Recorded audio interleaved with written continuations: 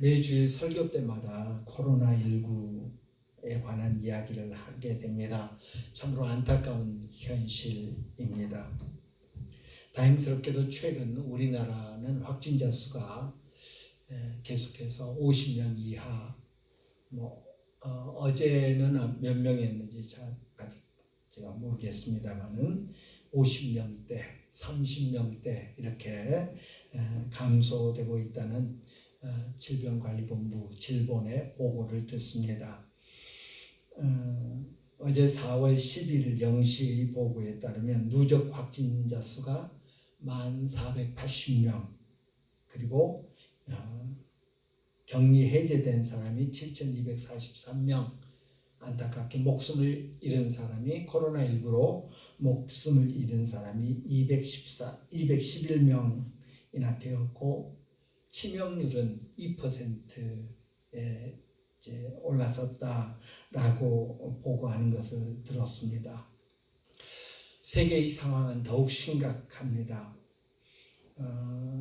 어제 오전 9시 현재 확진 환자 수가 164만 954명, 하루에만 91,260명이 코로나19 환자로 확진되었다고 합니다.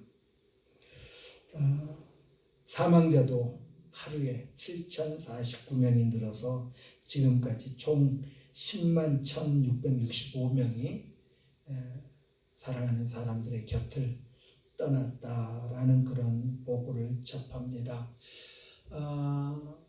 중국 우한이라고 하는 곳에서 코로나19가 이제 원인을 알 수 없는 폐렴이 이제 시작된 이후로 1월 9일 날 첫 번째 환자가 첫 번째 사망자가 발생했다고 합니다.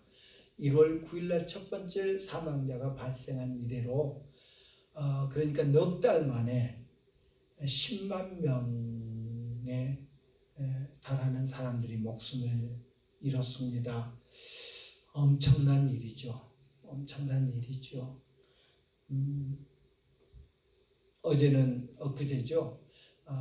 그 미국의 뉴욕 포스트라고 하는 신문이 뉴욕 앞에 그 바다에 작은 섬에서 시신을 매장하고 있는 사진을 게재해가지고 그것이 온 세상에 퍼졌습니다. 여러분도 아마 뉴스를 통해서 보셨을 텐데요. 아주 작은 섬인데 그 섬 이름이 하트섬이랍니다. 그곳은 이제 무연고자들이 죽었을 때 이제 어디다 연락할 사람도 없고 했을 때에 그곳에 있었던 그 교도소 죄수들에게 그 무연고자의 그 무덤을 그 매장을 시켰던 그런 곳인데요. 뉴욕에서 너무 많은 사람들이 죽어서 이제 매장할 곳을 찾을 수가 없어서 그곳에 집단으로 가매장을 하는 그런 모습을 볼 수 있었습니다. 그 굴삭기로 이렇게 땅을 파고 쭉 길게 판 것을 볼 수 있었죠. 그리고 지게차로 그 제대로 된 관도 아닌 소나무 관을 겹겹이 쌓아서 매장하는 그런 모습이었습니다. 지난 10일 미국 시간으로 지난 10일 하루에만 4만 명이 미국에서 2,000명이 넘게 나왔다 하는 그런 보도를 2018년인가 그랬던 것 같은데 2,000명이 넘는 사망자가 미국에서만 나와서 1일 최다 사망 국가가 됐고요. 오늘 아침에 뉴스를 보니까 이제 이탈리아보다도 미국이 사망자가 더 많아서 사망자 숫자 1위에 오르게 됐다라는 그런 보도를 볼 수 있었습니다. 미국 그 뉴욕 바로 옆에 뉴저지라고 하는 도시가 있는데 그 뉴저지는 상당히 부유한 그런 사람들이 사는 곳으로 알려졌습니다. 그래서 돈을 많이 번 사람들이 가서 살고 싶어하는 곳 중에 하나가 뉴저지라고 하는데, 그곳에 사는 우리 교포 김현정 씨가 오마이뉴스라고 하는 신문에 기고를 한 것이 올라 있었습니다. 그분이 사는 곳에 그 시의원이었던 사람의 부고를 접한 다음에 쓴 글이었습니다. 제목은 코로나19로 허무하게 떠난 지인, 미국이 원망스럽다 였고, 그 아래 부제로 2분에 1명씩 사망하는데도 만약 한국이었다면 이라는 그런 부제가 달려 있었습니다. 그 글의 끝부분을 제가 그대로 읽어보겠습니다. 나의 지인은, 그 시의원을 말하는 거죠. 나의 지인은 지역사회에 헌신하다 눈을 감은 이를 위해서 경찰 군악대를 불러 연주하게 했다. 차량 통제를 하며 지역 주민들이 죽은 이를 추모할 수 있도록 배려를 아끼지 않았다. 그러나 코로나19로 숨진 자신의 장례식엔 아무도 초대하지 못한다. 그와 40년 가까이 살았던 아내도, 그가 너무나 사랑했던 손주조차도 그의 죽음이 너무나도 안타깝다. 그가 앞으로 했을 무수히 많은 일들이 한 줌의 재가 되어 사라진 것도, 아이들과 누릴 행복한 시간과 평생 해로한 아내와 늙어갈 소소한 나날들 모두가 말이다 라고 하였습니다. 그 글의 중간에는 이런 말도 있었습니다. 제대로 된 의식 없이 제대로 된 의식, 장례식 말이죠. 제대로 된 의식 없이 사랑하는 이들을 떠나보내고 있는 이들처럼 지금 미국 사회는 세계 최강이라는 자부심과 풍요로움이 허상이라는 걸 목격하고 있다. 각자 도생의 의료보험은 단순히 죽음과 삶을 갈라놓는 무자비한 칼날이었음을 보고 있다. 미국의 자정작용과 건강함을 믿었던 이들은 이 시국에도 자신의 주머니 채우는 것을 부끄러워하지 않는 정치판과 거대 기업의 야합에 허탈해하고 있다. 열심히 일하면 잘 살 수 있다는 아메리칸 드림조차 전염병 앞에 한 줌의 연기가 되고 있다. 아이들을 위해, 노후를 위해, 풍요로운 삶을 위해 미국을 택했던 이들이 과연 그 선택이 올바른 것이었는지 회의하는 중이다 라고 탄식하였습니다. 죽음의 공포가 온 세상을 뒤덮고 있습니다. 세계 최강의 나라들이 그들이 쌓아두고 자랑했던 것들이 모두 헛된 것이었을 뿐임을 보여주고 있습니다. 세계 최강의 민낯을 여지없이 드러내고 있습니다. 죽음의 공포가 세상에 짙은 그림자를 드리우고 있습니다. 예수님은 말씀하셨습니다. 사람이 만일 온 천하를 얻고도 제 목숨을 잃으면 무엇이 유익하리요? 사람이 무엇을 주고 제 목숨과 바꾸겠느냐? 라고 하셨습니다. 어리석은 부자의 비유를 말씀하시면서 내가 내 영혼에게 이르되 영혼아, 여러 쓸 물건을 많이 쌓아두었으니 평안히 쉬고 먹고 마시고 즐거워하자 하리라. 어리석은 부자가 그렇게 말한다고 그랬죠. 하나님은 이르시되 어리석은 자여, 오늘 밤에 내 영혼을 도로 찾으리니 그러면 내 준비한 것이 누구의 것이 되겠느냐 하셨습니다. 예, 오늘 우리가 처해 있는 상황을 너무나도 잘 표현해주는 그런 메시지가 아닌가 싶습니다. 하지만 여기 다른 죽음이 있습니다. 승리자의 죽음입니다. 세상이 알지 못하는, 사람들이 경험하지 못한 그런 죽음입니다. 예수님을 따르던 제자들조차도 이해하지 못하고 그래서 받아들일 수 없었던 그런 죽음입니다. 오늘 우리는 부활절을 맞이합니다. 예수님이 십자가에 못 박혀 죽으시고 무덤에 묻혔다가 사흘 만에 다시 살아나신 사건을 기념하는 날입니다. 우리는 흔히 No cross, no crown이라는 말을 많이 합니다. 십자가 없이 면류관이 없다. 희생 없이 영광을 얻을 수 없다는 말임을 우리는 잘 압니다. 그런데 우리는 항상 이 크라운에만 초점을 맞추고 있지 않는가. 예, 부활에 대해서 이야기하면서 예수님이 지셨던 그 십자가, 그 죽음에 대해서 초점을 맞추지 못하는 그런 우리의 모습을 보게 됩니다. 예수님의 죽으심에 대해서 이해하지 못했던 제자들은 예수님의 죽으심을 받아들일 수 없었고요. 예수님의 죽으심의 의미를 잘 이해하지 못했던 제자들은 정작 예수님이 살아나셨을 때 그 부활을 받아들일 수 없었습니다. 제자들은 처음에 이 일을 깨닫지 못하였다가 예수께서 영광을 받으신 후에야 이것이 예수께 대하여 기록된 것임과 사람들이 예수께 이같이 한 것임이 생각나더라 라고 요한복음 12장에서 말씀하고 있습니다.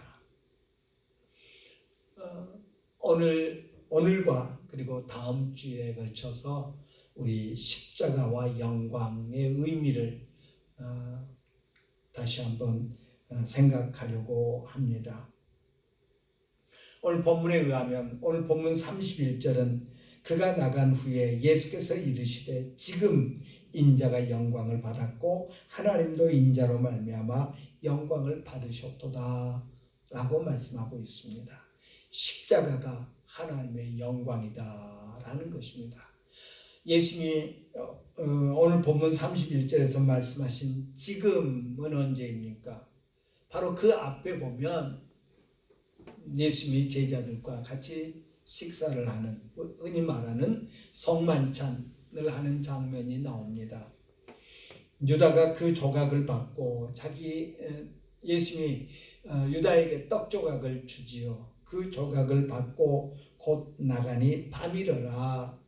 그리고 31절은 말하기를 그가 나간 후에 유다가 예수님을 팔기 위해서 대제사장들과 예수님 넘겨줄 방법을 의논하기 위해서 떠난 후에, 다시 말해서 예수님의 죽으심이 결정된 후에, 예수님이 죽으심이 이제 기정사실화된 후에 말씀하시기를 인자가 영광을 받았고 하나님도 인자로 말미암아 영광을 받으셨도다 라고 말씀하고 있습니다.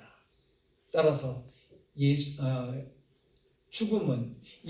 죽음은 십자가는 하나님의 영광이다 라고 말할 수 있을 것입니다. 그렇다면 왜 십자가가 하나님께 영광일까? 왜 십자가는 하나님의 영광일까? 첫째는 하나님의 뜻이기 때문입니다. 십자가는 하나님의 뜻이기 때문입니다. 십자가는 살아계신 하나님의 아들 예수 그리스도의 죽음은 하나님의 뜻입니다. 자식은 요즘 부모와 자식의 관계가 우리가 상상하기도 싫은 그런 이상한 모습들도 혹 있습니다만은 정상적인 부모와 자식의 관계에 있어서 자식들은 부모님의 말씀, 그 중에 부모님의 유언을 아주 귀하게 여깁니다. 부모님의 뜻이 무엇이었는가 그것을 알고 그 부모님의 뜻을 이루기 위해서 힘쓰는 것이 우리 자녀된 도리라고 말할 수 있을 것입니다. 부모님이 생전에 장학재단을 만들고 싶었습니다. 그래서 이런 일들을 합니다. 종종 그런 언급을 하는 것을 듣고요. 부모님이 이렇게 말씀하셨기 때문에 내가 이렇게 합니다. 등등의 이야기를 듣습니다. 십자가는 하나님의 뜻이었습니다. 아담과 하와가 죄를 범한 다음에 아담과 하와를 찾아온 예수님은, 하나님은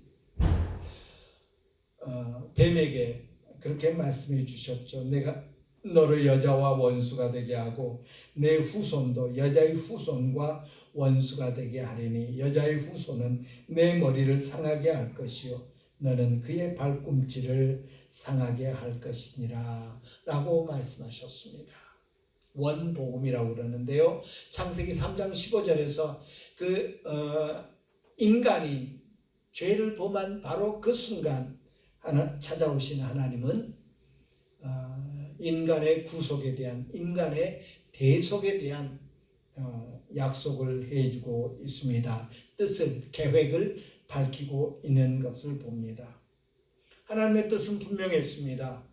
생명은 생명으로 대속하는 것이다 라는 것이었습니다. 창세기 이후로 지속적으로 밝히신 하나님의 뜻은 분명했습니다. 인간의 죄와 사망의 문제를 해결하기 위해서 대속의 은총을 베푸실 것이라는 것입니다. 그리고 결국 당신의 아들, 죄 없으신 예수 그리스도를 통해 우리 죄의 문제를 해결하셨습니다. 그 뜻을 잘 알았던 예수님은 나의 원대로 마옵시고 아버지의 원대로 하옵소서라고 기도하셨던 것을 우리가 성경을 통해서 봅니다. 예수님의 십자가는 아버지의 뜻을 이루는 것이기에 아버지께 영광이 되는 것입니다. 예수님의 십자가가 아버지께 영광을 돌린 두 번째 이유는 말씀의 성취였기 때문입니다. 우리 사람들끼리 주고받는 말에 공수표를 날린다 라는 말이 있습니다. 혹은 립서비스 한다는 말도 있습니다. 입에 발린 말, 그냥 기분 좋으라고 내뱉은 말들을 그런 표현으로 이야기하죠. 그럴싸한 말로 비유를 마칠 때 립서비스 한다 혹은 공수표 날린다 라는 그런 표현을 합니다. 성경은 우리 인간을 향한 하나님의 약속들로 가득 차 있습니다. 그리고 그 약속의 대상은 항상 사람이었습니다. 그것도 하나님의 은혜를 받을 자격이 없는 범죄한 인간이었습니다. 약속의 내용은 말씀드렸듯이 하나님의 뜻, 사람을 대속할 것이다, 값을 치르고 너희를 다시 살 거다 라는 것이었습니다. 죄 없는 하나님의 아들을 인간을 위해서 보내셔서 발꿈치가 상하게 하심으로 죄인인 인간의 죽음의 문제를 해결하시겠다고 약속하셨습니다. 그리고 그 약속은 시대마다 하나님의 사람들을 통해서 범죄한 백성에게, 범죄한 인간에게 주셨습니다. 그 약속이 만약에 이루어지지 않는다면 공수표가 될 것이요 립서비스에 불과한 것이 될 것입니다. 그런데 예수님은 하나님의 그 약속하신 것을 완전하게 온전히 이루셨습니다. 지난주에도 우리가 생각했습니다마는 이루려 함이니라 라는 말이 마태복음에만 9번 나오고요. 이루어졌느니라 라는 말이 5번 나옵니다. 그래서 예수님의 언행이 하나님의 말씀의 성취, 하나님의 약속의 성취라는 것이 14번이나 등장합니다. 마태복음 26장에는 예수님이 잡히시던 장면이 언급되어 있습니다. 유대 지도자들이 빌라도로부터 로마 병사를 파송받고 자기들의 병사도 데리고 그리고 무기를 가지고 예수님을 체포하러 오죠. 그러자 베드로가 칼을 빼서 휘둘러서 대제사장의 종 말고의 귀를 떨어뜨린 장면이 나옵니다. 그때 예수님 말씀하십니다. 베드로를 만류하면서 너는 내가 내 아버지께 구하여 지금 12군단 더 되는 천사를 보내시게 할 수 없는 줄로 아느냐? 내가 만일 그렇게 하면 이런 일이 있으리라 한 성경이 어떻게 이루어지겠느냐? 라고 말씀하셨습니다.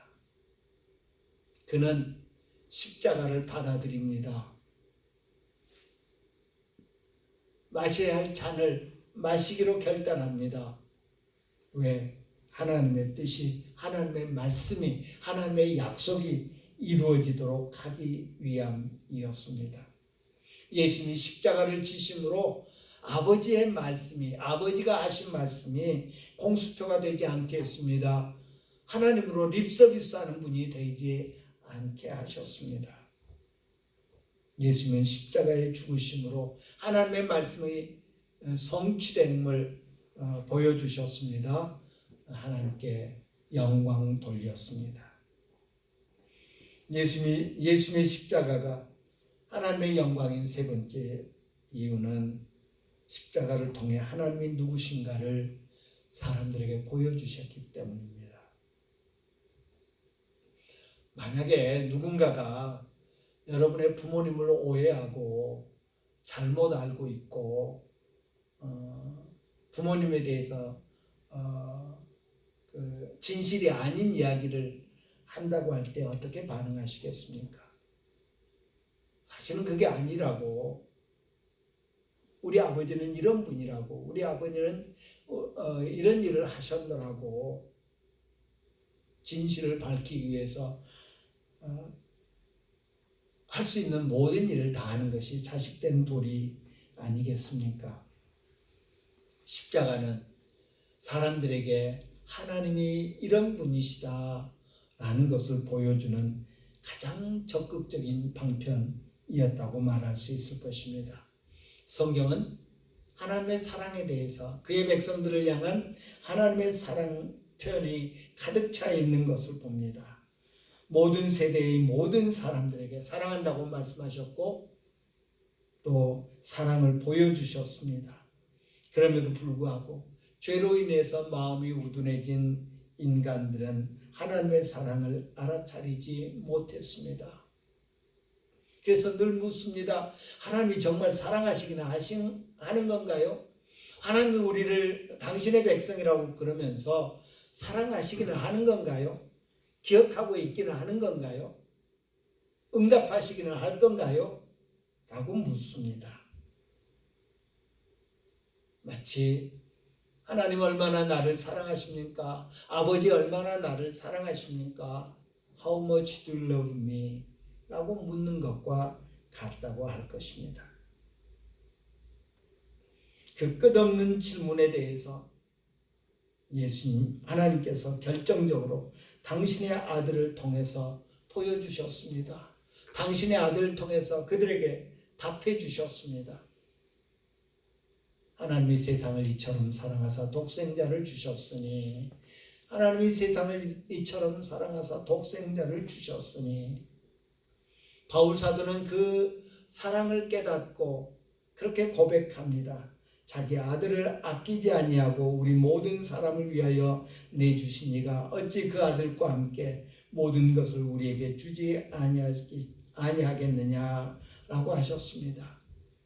우리가 아직 죄인 되었을 때 그리스도께서 우리를 위하여 죽으심으로 하나님께서 우리에 대한 자기의 사랑을 확증하셨느니라. 십자가는 하나님의 사랑을 확증하는 사건이다. 하나님의 사랑을 그야말로 가시적으로 보여준 사건이다 라는 것입니다. 내가 너희를 이만큼 사랑한다.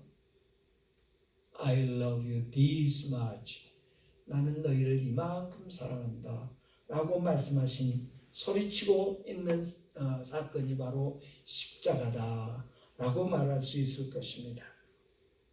예수님은 십자가의 죽음을 통해 아버지 하나님께 영광을 돌리셨습니다. 아버지의 뜻을 이루는 것이었기 때문에 아버지의 뜻에 순종함으로 아버지의 뜻을 이루어드림으로 하나님이 약속하신 말씀을 성취함으로 하나님께 영광을 돌리셨습니다. 뿐만 아니라 사람들에게 하나님은 이런 분이시다. 내 아버지는 이런 분이시다. 내 아버지는 너희를 이만큼 사랑하시는 분이시다. 라고 보여주심으로 하나님께 영광을 돌렸습니다. 예수는 그의 공생의 마지막 한 주간 동안 예루살렘에 가셨는데 그의 마음은 항상 십자가를 향해 있었습니다. 지금 내 마음이 괴로우니 무슨 말을 하리요. 아버지여 나를 구원하여 이 때를 면하게 하여 주옵소서. 그러나 내가 이를 위하여 이 때에 왔나이다. 아버지여 아버지의 이름을 영광스럽게 하옵소서. 요한복음 12장 27절 28절에서 우리 주님이 하나님을 향하여 그렇게 기도하는 모습이 나옵니다. 그러자 그때에 갑자기 하늘에서 소리가 납니다. 이에 하늘에서 소리가 나서 이르되 내가 이미 영광스럽게 하였고 또다시 영광스럽게 하리라 라고 말씀하십니다. 오늘 본문에서도 죽음이 결정되는 유다가 예수님을 팔아넘길 그 일을 도모하러 나가는 그때에 하나님이 인자로 말미암아 영광을 얻으셨다라고 선언하고 있는 것을 봅니다. 오늘 우리는 어떻게 하나님께 영광 돌리고 있나요? 다시 살아나신 주님을, 부활하신 주님을 찬송하는 것으로 과연 온전히 하나님께 영광 돌린다고 할 수 있을까요? 십자가 없이는 부활이 있을 수가 없습니다. 예수님은 우리에게 말씀하십니다. 아무든지 나를 따라오려거든, 누구든지 나를 따라오려거든 자기를 부인하고 날마다 제 십자가를 지고 나를 쫓아야 된다, 따라야 된다라고 말씀하십니다. 우리가 십자가 지기로 결단하는 순간 주님은 영광 받으실 줄 믿습니다. 예수님이 십자가 지기로 결단하는 순간 그것이 하나님께, 아버지께 영광 돌리는 것이 되었던 것처럼 우리 또한 주님의 십자가를, 내게 지신 십자가를 지고 주님을 따르기로 결단할 때 그것이 주님의 뜻을 이루는 것이요, 주님의 말씀을 성취하는 것이요, 세상에 주님을 보여주는 것이기에 주님께 영광이 되는 줄 믿습니다. 우리 또한 주님처럼 주님께 영광 돌리고 주님은 우리를 영화롭게 해주시는 그런 아름다운 모습들이 우리 삶에 나타나기를 간절히 바랍니다. 기도합니다. 나의 내 아버지 하나님, 우리는 영광 뒤에 있는 십자가, 영광의 그 근원이 되는 십자가 애써 외면하면서 영광의 열매만 따르고 하는 그런 어리석은 모습이 우리에게 있음을 고백합니다. 네, 하나님, 난 너를 위해 모든 것 주었지만 너는 나를 위해 뭘 주느냐고 하는 찬송가 가사처럼 주님의 뜻을 이루며 주님의 말씀을 성취시키며 그리고 주님을 세상에 바로 보이는 그 일을 위해서 내가 져야 할 십자가를 마다하지 아니하는 그런 헌신과 결단이 우리에게 있게 하여 주시옵소서.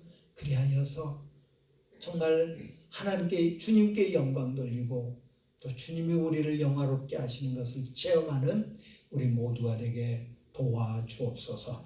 예수님의 이름으로 기도합니다. 아멘.